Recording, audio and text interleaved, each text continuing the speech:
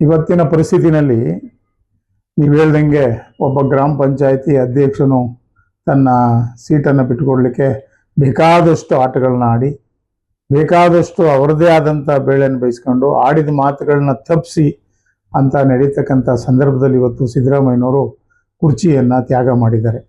ಮಾತಿನಂತೆ ನಡೆದುಕೊಂಡಿದ್ದಾರೆ.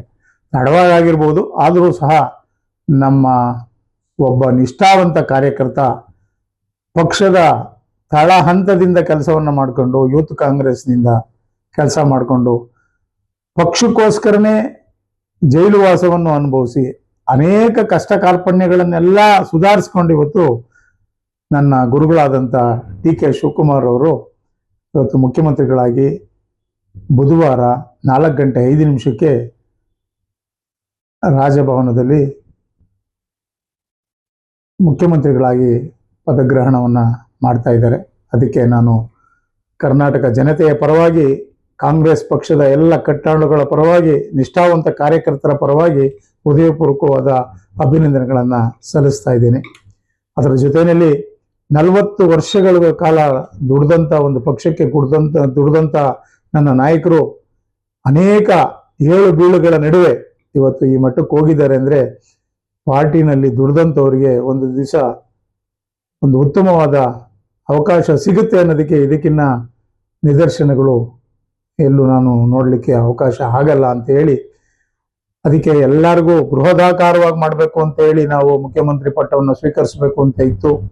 ಕಾರಣಾಂತರಗಳ ಹಿಂದೆ ನಡೆದಂಥ ಏನು ನಮ್ಮದು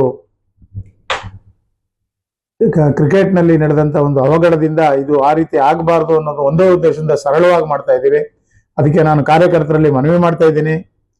ಬುಧವಾರ ಸಂಜೆ 4:30 KPCC ಕಚೇರಿಯಲ್ಲಿ ಜೋಡೋ ಭವನದಲ್ಲಿ ಎಲ್ಲ ಕಾರ್ಯಕರ್ತರನ್ನು ಉದ್ದೇಶಿಸಿ ನೂತನವಾಗಿ ಆಯ್ಕೆಯಾಗಿರ್ತಕ್ಕಂಥ ಮುಖ್ಯಮಂತ್ರಿಗಳಾಗಿ ಪದಗ್ರಹಣ ಮಾಡಿರ್ತಕ್ಕಂಥ ನನ್ನ ಗುರುಗಳಾದಂಥ ಡಿ.ಕೆ. ಶಿವಕುಮಾರ್ ಅವರು ನಮ್ಮನ್ನೆಲ್ಲ ಅರ್ಸಲಿಕ್ಕೆ ಬರ್ತಾ ಇದ್ದಾರೆ. ತಾವೆಲ್ಲ ಕಾಂಗ್ರೆಸ್ ಭವನಕ್ಕೆ ಆಗಮಿಸಬೇಕು ಅಂತೇಳಿ ಈ ಮೂಲಕ ನಾನು ಮನವಿ ಮಾಡ್ಕೊಳ್ತಾ ಇದ್ದೇನೆ. ಅದರಿಂದ ಪಾಸ್ಗಳು ಹೆಚ್ಚಿಗೆ ಇಲ್ಲ, ಅದು ವಿರಳವಾಗಿ ಕೊಟ್ಟಿರೋದ್ರಿಂದ, ಅಲ್ಲಿ ರಾಜ್ಯಪಾಲರ ಇದರಲ್ಲಿ ನಡೀತಾ ಇರೋದ್ರಿಂದ ಅದಕ್ಕೆ ಜಾಸ್ತಿ ಜನಕ್ಕೆ ಮುಕ್ತವಾದ ಆಹ್ವಾನ ಇಲ್ಲ. ಆದ್ರಿಂದ ತಾವುಗಳೆಲ್ಲ ಯಾರು ನೀವು ಬರಬೇಕು ಅಂತ ಅನ್ಕೊಂಡಿದ್ದೀರೋ, ಹಾಸನಪುರ ಹೋಬಳಿನಲ್ಲಿ ಯಲಹಂಕ ಕ್ಷೇತ್ರದಲ್ಲಿ ಯಾರೆಲ್ಲ ಕಾರ್ಯಕರ್ತರು ಬರಬೇಕು, ಡಿ.ಕೆ. ಶಿವಕುಮಾರ್ ಅವ್ರನ್ನ ಅಭಿನಂದಿಸಬೇಕು ಅಂತಿದ್ದೀರೋ ಅವರೆಲ್ಲ ಕಾಂಗ್ರೆಸ್ ಭವನಕ್ಕೆ ಬಂದು 4:30 ಸನ್ಮಾನ್ಯ ಮುಖ್ಯಮಂತ್ರಿಗಳಾದಂಥ ಡಿ.ಕೆ. ಶಿವಕುಮಾರ್ ಅವರು ಆಗಮಿಸ್ತಾ ಇದ್ದಾರೆ. ಅವ್ರನ್ನ ನೀವೆಲ್ಲ ಅವ್ರಿಗೆ ಒಂದು ಶುಭವನ್ನ ಕೋರ್ಬೋದು. ತಾವೆಲ್ಲ ಕಾಂಗ್ರೆಸ್ ಭವನಕ್ಕೆ ಆಗಮಿಸಬೇಕು ಅಂತೇಳಿ ತಮ್ಮಲ್ಲಿ ಮನವಿ ಮಾಡ್ಕೊಳ್ತಾ ಇದ್ದೇನೆ.